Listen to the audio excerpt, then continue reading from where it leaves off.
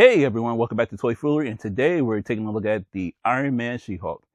This lady blends into the background, but she looks badass. Stay tuned to find out if she is.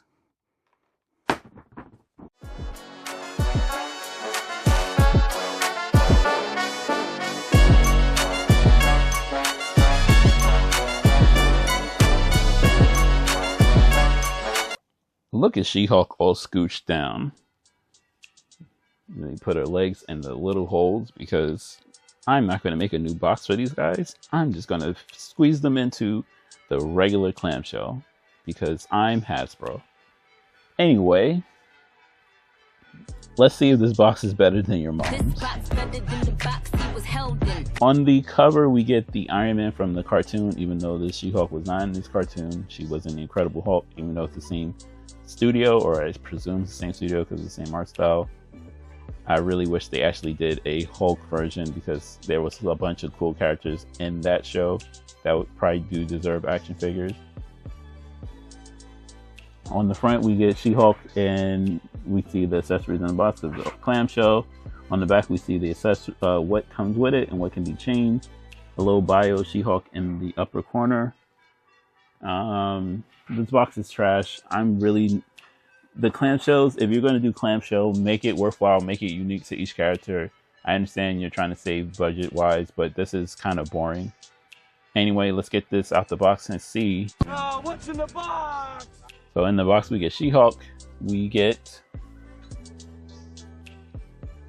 two additional fists, so she can actually smash stuff, and we get a bent gun. So that's really crappy accessories. Yes, I get a She-Hulk. She doesn't really have anything that she can come with, but you can also try to give her weightlifting things. You can give her a briefcase. There's so many different options that you can give her to kind of make this feel like it's a value proposition. The extra fists are a given. I don't know why you would give her holding hands. And you gave her a holding hand specifically for this accessory, but she punches stuff. So anyway, let's see. Yeah, Millswood shot you. This is really unacceptable in regards to the amount of accessories, but let's check out the design on the She-Hulk and see how she stacks up to the many other She-Hulks that are in my collection. So as you can see, She-Hulk looks phenomenal. They did a really good job with the paint on her face. I'm really shocked on how much detail is actually in the face. This is really an impressive looking toy. The design on the hair is great. While it's mostly green, the fact that they went over it with a brush to give it black highlights to make it look like it's actually black with green highlights is really impressive. But other than that, it's just a green body with a purple leotard on it. Not much to say about it. What else can you ask for She-Hulk?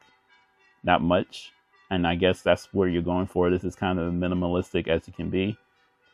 Not much else you can ask for this toy. So yeah, just a purple toy with a green toy with a purple leotard. Does it look good? It does, but it's not the greatest toy that I've seen. And they did a great job with the hair, but guess what that does when you want to play with it? It's going to ruin articulation.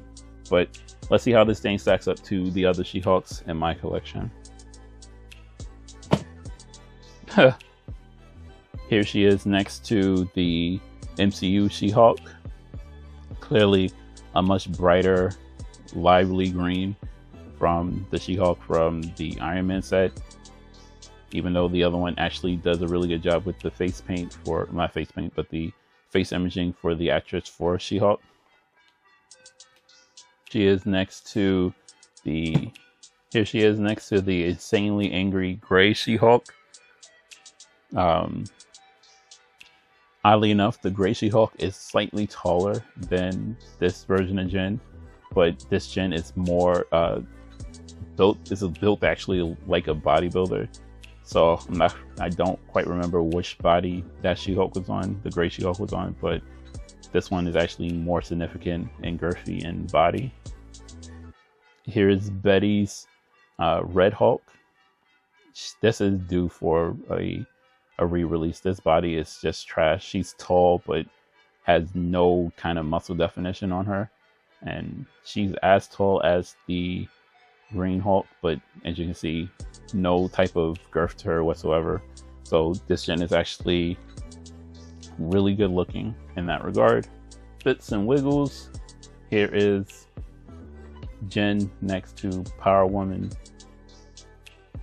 Not really even a size comparison. I do love the fact that this Power Woman stature gets her close to Jen, but as you can see, Jen is a lot beefier and meatier than Power Woman. Next, let's see if Jen can do a squat, and I will hope so because she's in gym clothes. So Jen can get a full extension on her arm, which is phenomenal. Upper bicep swivel, double jointed pinless elbows, swivel in the wrist that has full range, not hindered by anything. Really cool. Upper thigh cut, double jointed pinless knees, swivel in the boot, lower boot, upper boot swivel. Does she have rotation in the waist? No rotation in the waist, but she does have a ball in her upper diaphragm to give her some decent range. So, in theory, based on what she has here, she should be able to do a squat super easy, barely inconvenience for her. Let's double joint these knees out. Double joint the knee out, and Jen is in a squatting position. Now, the problem that we're going to have with Jen squatting is that while she's a sturdy girl by herself, the amount of effort you're going to have to put into to make sure that her body in this position can support her here is super difficult. In fact, she's going to lean back, so I'm not even going to try. But in general, she's going to get you some really good articulation points. She does have the ability to squat. Her superhero landing is going to be hindered, not because of her body, but because of her hair, and because she only has an upper torso diaphragm cut. So while she can get down, she will not be able to get over, which is fine for her. This is all her ankles broken. So you're going to get her in a decent position here.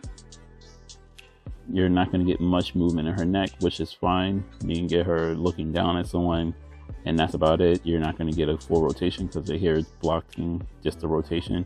But I don't mind because this is really a good piece to it.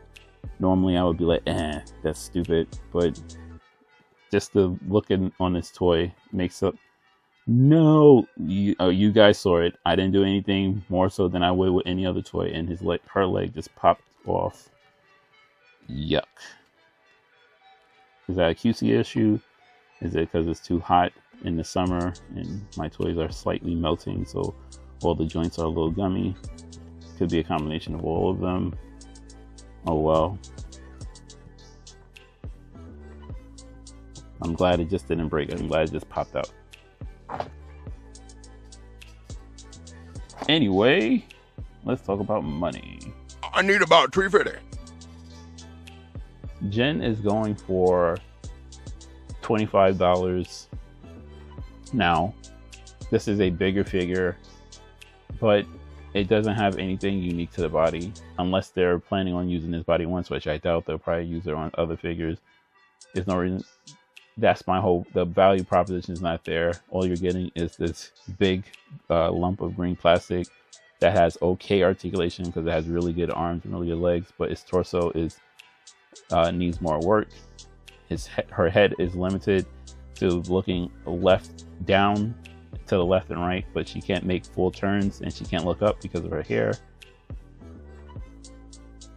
It's not worth the money. If you can get it on discount, absolutely wait for it to get a discount. And because of that, I'm going to give this a 5 out of 8. This thing is not the worst toy. I think it's just a little pricey, and the fact of the matter is that the toy yes, it's one of the best iterations of Jen, but as you've seen, we've had multiple iterations of Jen, and this one doesn't even fit the theme of the set that it went with. So, and I'm pretty sure we're going to get a reprint of this in the Fantastic Four colors of this. Hopefully with that, they figure out how to do her hair better, maybe put in a ponytail, maybe add some more articulation to the waist of this thing so that it can actually get a little bit more range in it. But yeah, 5 out of 8. Not kind of a little bit above middling, but I wish it could be a little bit better in some aspects, specifically price and the articulation.